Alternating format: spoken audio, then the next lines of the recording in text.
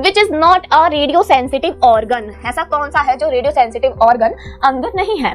First है blood forming organ, second है proliferative tissues, third है बोन मैरो स्टेम सेल्स और फोर्थ है नर्व सेल्स। चलिए इसका आंसर बताइए आप लोग, क्या हो सकता है?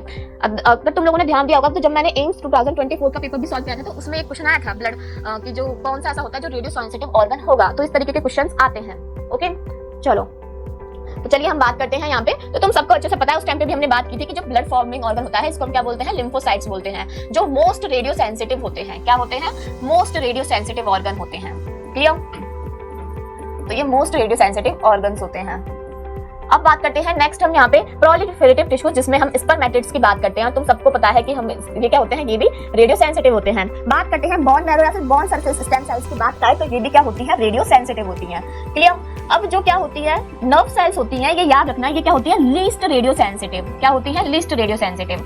अब कहीं ना कहीं तुम समझना चाहोगे इसका कॉन्सेप्ट तो इस तरीके से समझ सकते हो कि जो नर्व सेल्स होती हैं इनमें क्या नहीं पाई जाती? डिवीजन की प्रॉपर्टी नहीं पाई जाती है। ठीक है, इनमें क्या नहीं पाई जाती? डिवीजन की प्रॉपर्टी नहीं पाई जाती। तो हम किसको बोलते हैं? कैंसर कब होता है कि जब सेल्स जो है उनका डिवीजन एबनॉर्मलिटी हो जाए, यानी कि बहुत ज्यादा अमाउंट में हो। लेकिन नर्व सेल्स जो होती है इनमें डिवीजन की कैपेसिटी ही नहीं होती है, इसलिए इनको हम क्या बोलते हैं?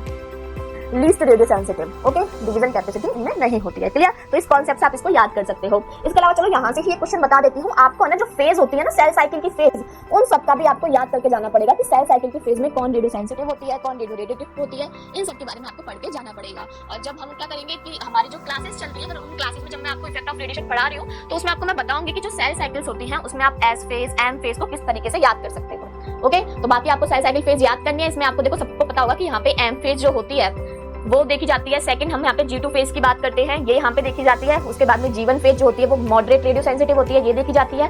देन हम S फेज की बात करते हैं और देन हम बात करते हैं G0 की। ठीक है, तो ये क्या होती है? रेडियो रेडिएटिव होती है। क्लियर?